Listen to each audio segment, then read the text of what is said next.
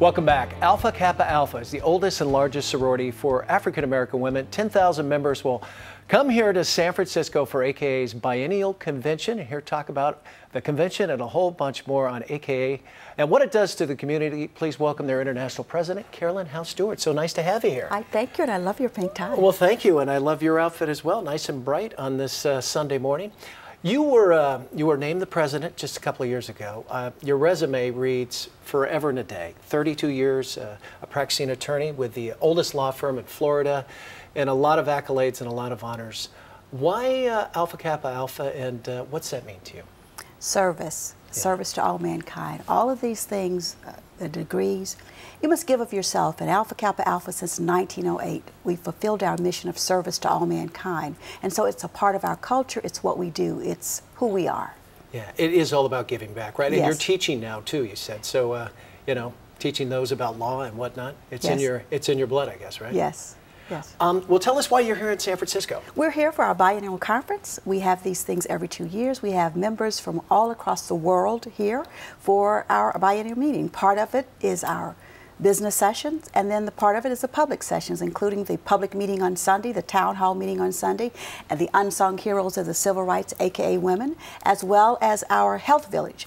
The health village is a village of all of our health partners, the American Heart Association, the American Cancer Society, the American Diabetes Association, the American Heart Association. It's all good. American Kidney Fund, yes. Well, you're going to be hanging out with Mayor Willie Brown, I guess, at that town hall meeting, aren't you? Yes, well, Mayor Willie Brown and Diane Watson, both Californians. Oh, very good. Now, have you had the pleasure of meeting Mr. Brown, I would imagine? Yes, I've met him through my National Bar Association associations, as well as on yesterday we had a reception at the mayor's office and Mr. Brown came by. He's a character.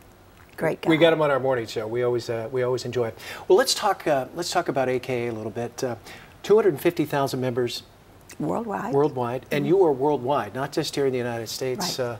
All over the world, and it must give you a great sense of pride and a great sense of hope too, because I imagine you've met a lot of the women that are part of the organization, and their leadership skills, and you know, the true leaders that might be leading this country tomorrow.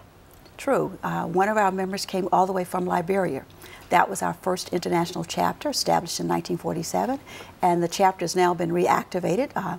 Ms. Sirleaf is one of our members, and the member that came, the chapter's been activated now. You know, when the country had its coup, the education system, the judicial system, everything was destroyed, and then as she brought everything back, we owned the, we donated over $500,000 to establish the Liberian Women's Market. And this chapter now, 18 college-trained women from Liberia will now take on the work of Alpha Kappa Alpha in an active role in that chapter. We just established our second undergraduate chapter in the international region at the College of the Bahamas in Nassau in March. So we're worldwide, moving our mission forward, over 1.2 million hours of service in 2011. So, practicing attorney, 32 years, you're teaching at a law school back in Florida, plus you're the president of AKA. How do you find time to do it all? Well, you just get up and you just do it. And you just go, huh? You just go, but AKA is the priority now. Yeah, yeah. Well, I think we've got a clip from an earlier event. Let's look at that and we'll have you react to that. Okay. Just a moment. Here it is.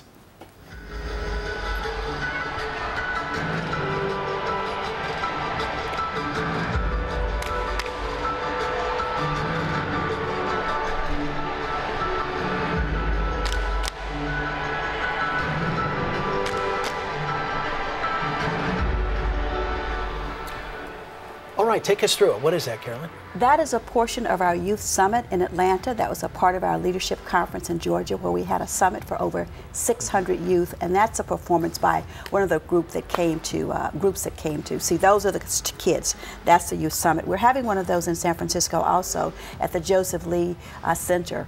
And you are a big advocate for emerging youth leader programs as well. Our Emerging Young Leaders program is a program for middle school girls in grades 6th, 7th, and 8th. It has 5 components. Civic engagement first. We want to teach leadership skills and service. Educational enrichment. Take the young lady who wants to be an astronaut. Take the young lady who wants to own a nail tech salon. Whatever you want to do, we will give you the tools to fulfill your dream. Also, another component is educational enrichment. In addition to the educational enrichment and civic engagement, is character building. We believe that community service is a way of life, but ethics is very important. You must have ethics in order to be a good leader. So these are just a few of the components of the Emerging Young Leaders Program. We have 8,900 young women enrolled in that program in chapters across the country. Our goal is by 2014 to enroll 15,000 young ladies in the Emerging Young Leaders Program. I think you've answered this, and I think you just did right there, but this is a pretty rewarding job, isn't it? It is. This morning we were here at your Larkins Youth Center here in San Francisco, donating school supplies. So very good. Well, so nice to meet you. A pleasure, and all the best. Thank you so much. Take care. AKA's International Convention 2012, the 65th Boulé Gateway to Leadership Through Timeless Service takes place July the 21st through the 27th. If you'd like more information, you can log on to aka1908.com. Back with more Bay Sunday right after the break.